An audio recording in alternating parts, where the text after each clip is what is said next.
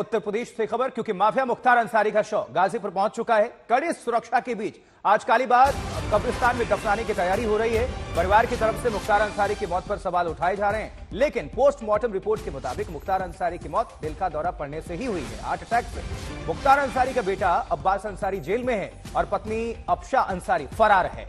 इन दोनों के जनाजे में पहुंचने को लेकर सस्पेंस भी बना हुआ है कि अफशा मुख्तार अंसारी की पत्नी जो फरार चल रही है, क्या वो जनाजे के वक्त आएगी? ऐसा ही कुछ हुआ था अतीक के मामले में भी। चलिए आशीष श्रीवास्तव का रुख करते हैं, हमारे साथ हमारे संवाददाता जुड़ चुके हैं। आशीष, सबसे पहले तो अपडेट कर दीजिए कि कब दफनाया जाएगा, क्या तैयारी चल रही है, सुरक्षा व्यवस्था किस तरह से है, ये सब कुछ बता दीजिए। देखिए आशुतोष, ये कल रात में ही जैसे ही मुख्तार अंसारी का शव आया था, उसके बाद से ही सीधे जो घर है फाटक, वहां पर रखा गया है और एक ग्लास का जो चैम्बर है उसमें रखा गया है, क्योंकि लोग जब हैं अब देखने आ रहे हैं, श्रद्धांजलि देने आ रहे हैं और उसके बाद तकरीबन अब जब उसके बाद नमाज अदा की जाएगी और उसके बाद इसको लाया जाएगा कब्रिस्तान में। ये देखिए आप जो जहां पर मैं मौजूद हूँ इस समय, ये वो कब्रिस्तान है। आप देखिए पुलिस फोर्स के पुख्ता इंतजाम किए गए हैं, जहां पर कोई भी ना ही व्हीकल या इस पूरे रेंज में जो यहाँ पर मौजूद है, आप देखिए सारे आला अधिकारी मौजूद हैं और यहाँ पर किसी प्रकार का व्हीकल को एक्सेस नहीं दिया गया है, क्योंकि साफ तौर से यहाँ पे सिर्फ उन लोगों को आने की परमिशन है, या तो वो मीडिया के हैं या वो कहीं ना कहीं जो मुख्तार अंसारी के इस क्रिमिनेशन में शामिल होना चाहते हैं। तो ऐसी स्थिति में एक बड़ी पुख्ता इंतजाम कर रखे हैं। अब पूरे घर पे इंतजाम इस समय ऐसे किए गए कि लोग घर पहुंच रहे हैं फाटक के अंदर और वहां पर जाकर वो मुख्तार अंसारी को अंतिम दर्शन के लिए देख रहे हैं और अपने कहीं ना कहीं श्रद्धांजलि अर्पित कर रहे हैं। थोड़ी देर में जैसे ही सब लोग वहां इकट्ठा हो जाएंगे, उसके बाद जब वहां से जनाजा निकलेगा, वो जो जनाजा होगा उससे पहले एक नमाज पढ़ी जाएगी और उस नमाज के बाद वहां से निकाल के सीधे इस कब्रिस्तान कालीबाड़ी के लाया जाएगा, जहां पर उसकी माँ की जो कब्र है मुख्तार अंसारी की, उनकी मां के पास में ही उनकी कब्र बनाई गई है और दफनाया जाएगा। ऐसे में पुलिस प्रशासन मुख्तार अंसारी की पत्नी को लेकर कोई अपडेट, कोई जानकारी अफशा अंसारी को लेकर, क्योंकि फरार है, घर से लेकर कब्रिस्तान तक? जी बिल्कुल आशुतोष, अफशा अंसारी के बारे में कहा जा रहा है कि वो कहीं ना कहीं इस पूरे जो प्रक्रिया होगी यानी कि उसमें शामिल हो सकती है, घर में आ सकती हैं हालांकि, लेकिन अभी तक पुलिस का पहरा इतना ज्यादा है तो ऐसे में लग रहा है कि कहीं ना कहीं आइडेंटिफाई ना हो, इसलिए सख्ती भी रखी जा रही है। लेकिन बहुत से चांसेस ऐसे हैं कि अफशा अंसारी आखिरी दर्शन करने के लिए घर पहुंच सकती हैं। नजर बनाकर रखिएगा। आशीष, आपका बहरहाल बहुत बहुत शुक्रिया। गैंगस्टर एक माफिया का अंत हुआ, अब उसे कुछ ही देर के बाद सुपुर्दे खाक किया जाना है और इसके पहले मुख्तार अंसारी का शव बांदा से गाजीपुर लाया गया। आज नमाज के बाद मुख्तार को दफन किया जाना है, लेकिन इस बीच मुख्तार का परिवार लगातार सवाल खड़े कर रहा है कि मौत नहीं हत्या हुई। परिवार और विपक्ष के सवाल उठाने के बाद मुख्तार की मौत की जांच के लिए कमेटी का गठन भी किया गया है। 1 महीने के भीतर कमेटी रिपोर्ट सौंपेगी, लेकिन अभी तक मुख्तार की मोस्ट वांटेड पत्नी अफशा सामने नहीं आई है। सवाल है कि क्या अंतिम संस्कार में शामिल होने के लिए सरेंडर करेगी, क्योंकि फरार है।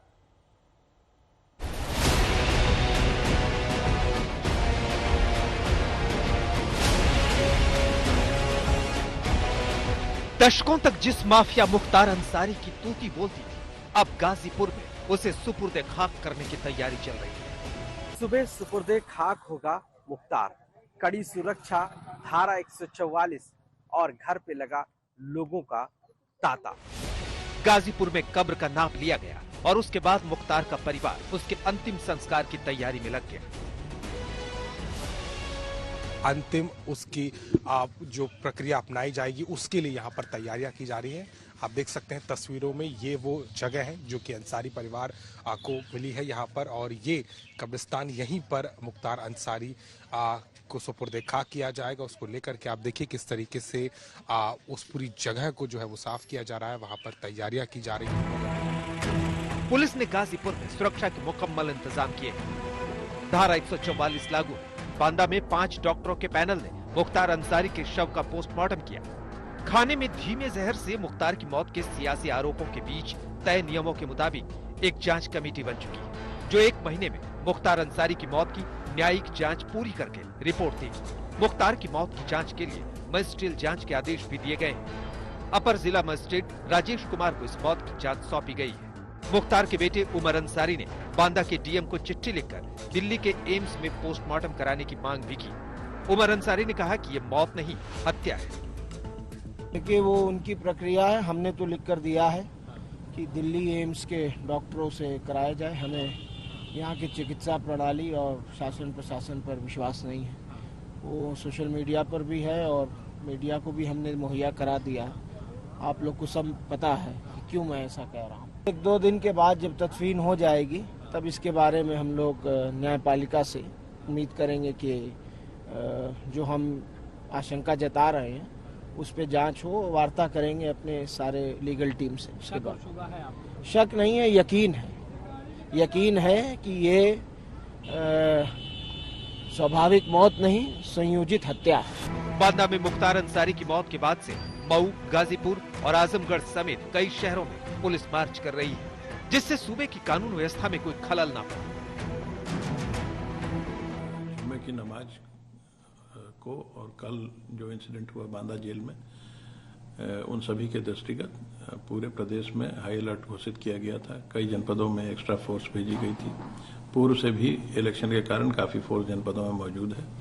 सभी को हाई अलर्ट के साथ वार्ता के माध्यम से भी शांति व्यवस्था बनाए रखने हेतु निर्देशित किया गया था। पूरे प्रदेश में शांति कायम है, कहीं कोई समस्या नहीं हुई है और सभी जगह फोर्सेज अलर्ट पर हैं। जो एक्स्ट्रा फोर्सेज की डिप्लॉयमेंट थी वो भी की गई है। पुलिस ने पहले से ही सतर्कता बना लिया था, इसलिए आज पूरी तरह से शांति व्यवस्था कायम है। मुख्तार अंसारी के वकील ने बाराबंकी कोर्ट में एफआईआर दर्ज करने के लिए शिकायत की अर्जी दाखिल की है। अर्जी में उन्होंने लिखा है कि बांदा जेल प्रशासन के खिलाफ केस दर्ज किया जाए। प्रार्थना पत्र में लिखा है कि 21 मार्च को मुख्तार अंसारी ने कोर्ट में अर्जी दी थी कि उन्हें 19 मार्च को खाने में धीमा जहर दिया गया है। इसे मुख्तार अंसारी का मौत के समय का बयान मानकर मुकदमा दर्ज किया जाए। कोर्ट ने इस पर 4 अप्रैल की तारीख दी है। 19 मार्च को उनको रात में विषैला पदार्थ दिया गया था और एक प्रार्थना पत्र दिया गया था। उसको अब अदालत जो है मुख्तार अंसारी का डाइंग डिक्लेरेशन मान के उसके अनुसार कार्रवाई करे। नंबर 1। नंबर 2, आपके वहाँ CCTV फुटेज और जो वहाँ के गार्ड एम्प्लॉय के कमर में आपके कैमरे लगे हुए थे, उनके रिकॉर्डिंग को भी सेव किया जाए। रात के 12 बजे, 1 बजे, 2 बजे कौन कौन से अधिकारी जाके उनको डिस्टर्ब करते थे वो भी आपके गेट बुक और आपके CCTV कैमरे से किया जाए। मुख्तार को जेल में बेहोश होने के बाद बांदा मेडिकल कॉलेज में भर्ती कराया गया था, जहां उसकी मौत हो गई थी। बांदा जेल में मुख्तार अंसारी 10 दिन में 2 बार बेहोश हुआ था। परिवार वालों ने स्लो पॉइजन देने का आरोप लगाया और अब मौत के बाद जांच की बात कर रहे हैं। गाजीपुर से कैमरा पर्सन संजय सिंह के साथ आशीष श्रीवास्तव, आज तक। और इस बीच गाजीपुर के डीएम क्या कह रही हैं, आपको सुनवाते हैं।